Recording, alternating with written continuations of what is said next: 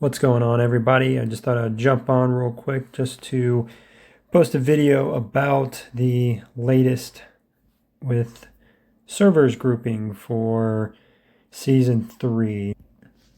This is all post server transfers, so all the transfers are done for our grouping, and season 3 is now coming out next week. And I was a bit shocked. We had seen something similar to this with the original servers when they were grouped, but I was hoping they would have done a little bit of work on this and fixed it because, just for reference, so we're here now at the bottom. We have 86 CO2 in our grouping, and then CFO, which top 3 right there. That's going to be your top 3 in this grouping. 75 had a bunch of players leave. 87 is okay. Yeah, I mean the rest of the group really just doesn't have a lot of power. So just go in here to the rankings, and you can see, and just this server is just decimated. They really have, nobody outside of your top 3. Really your top 2. 106 total hero power in these servers is really nothing. So yeah, I'm a bit shocked about this. Really hoping that they would have done a little better with the grouping. I think we should have had a couple other stronger servers in here to make it a little fair. I understand you still have the faction, so things could, shake up to where 71 is against 86 and 100. But who knows? Even with that, you have so many servers in here that really just don't stand a chance to get too far in the rankings. I really wish they would have put these guys with similar servers, similar power. And I know this came out just after the transfers were done, but at least take a little bit of time, make sure you had the power ratings for all the servers to properly check this. So this server here, you have Wizard, Legend, Luna. So you got some pretty strong players. So this is a decent server. It's a decent server.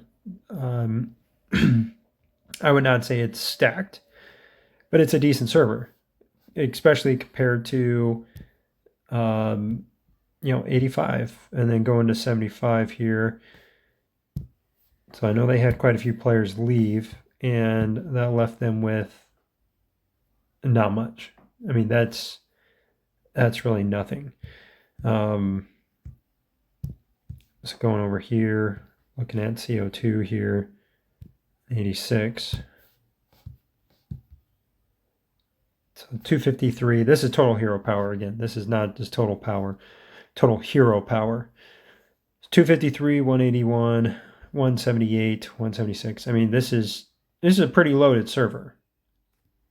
And you have, what is this? 10 players, 11, almost 12 players that are stronger than the top player on 85.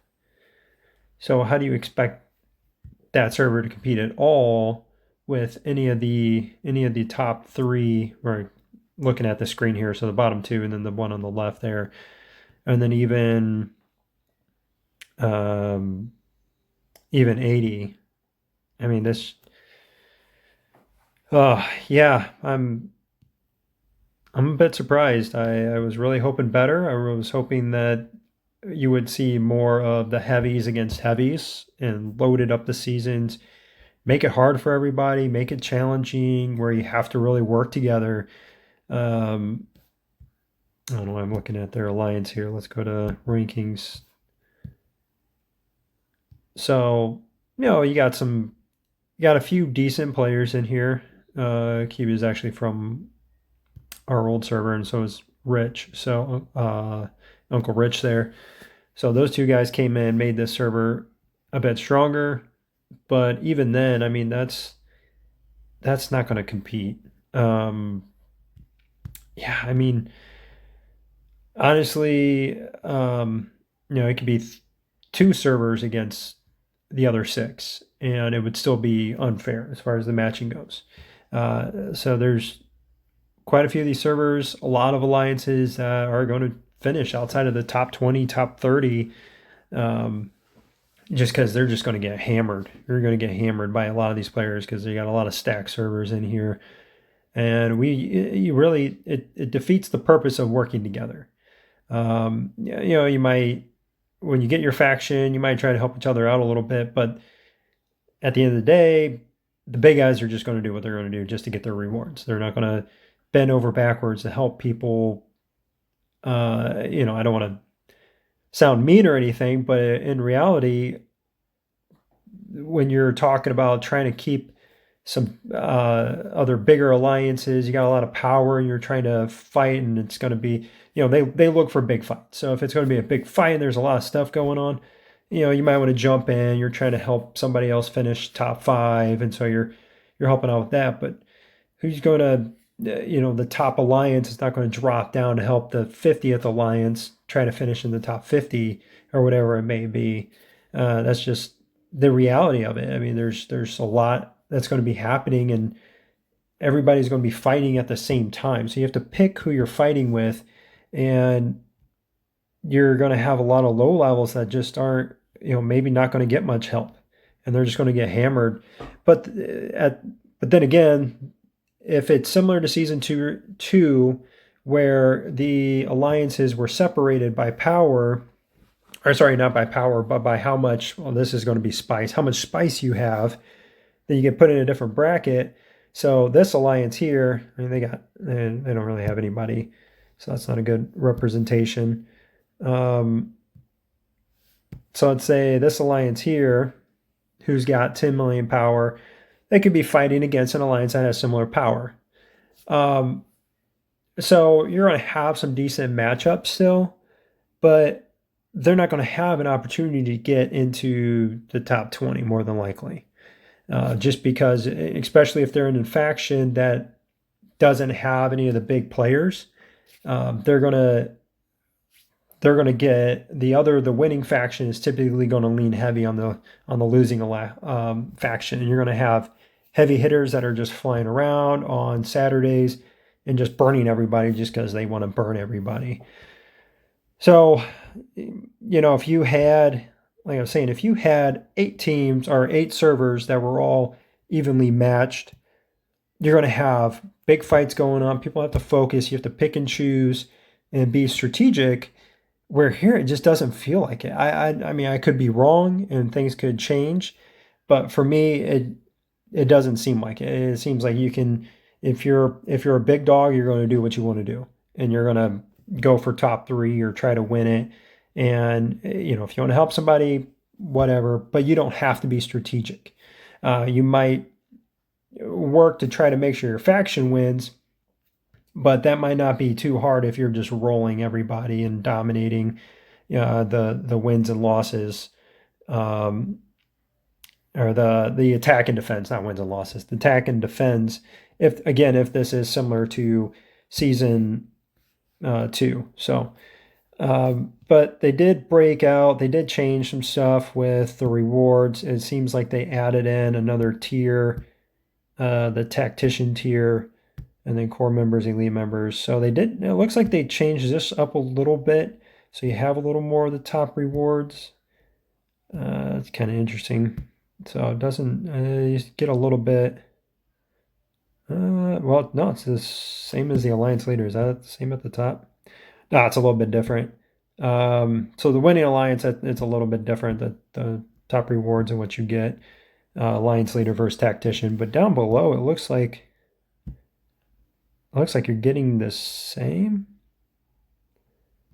Maybe they just added that just to give more people rewards. I don't know. But yeah, I like how they separated out into more divisions so more people get stuff. But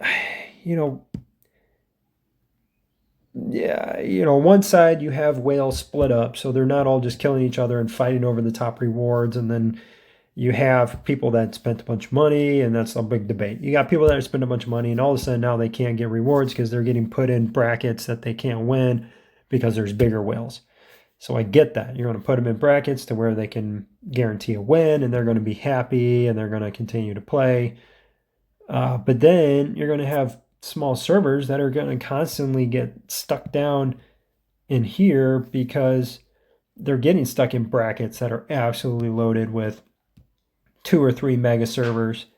Yeah, I don't know. I'm kind of disappointed with it. I wish they would have put some of the real small servers in a grouping with a little more competition with each other to make it a little more fair.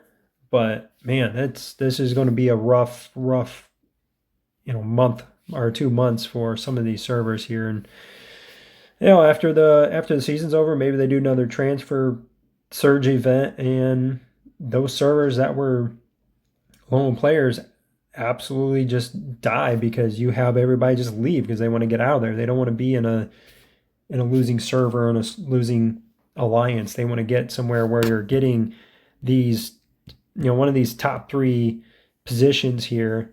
Because that's, it's a pretty big difference between that and say down here. You're getting literally a fraction of the rewards, because you can't compete at all. You're just kind of sitting on the sidelines watching everybody fight. You're just trying to get what you can get and get out of this thing. So, but yeah, let me know your guys' thoughts. Just wanted to get this out there now that the matching's out, and I've seen a lot of different groupings, and it seems pretty similar. You got some small guys mixed in with big guys, really big guys, and it's not what we thought it was going to be, unfortunately. I don't know if that means that we're going to see more of the matching fairness, quote unquote fairness, in the Warzone dual tournaments. I don't know if that's where they're going to do it, because obviously they didn't do it in season 3. So we will see. But thanks again for watching, everybody, and I hope you have a good day.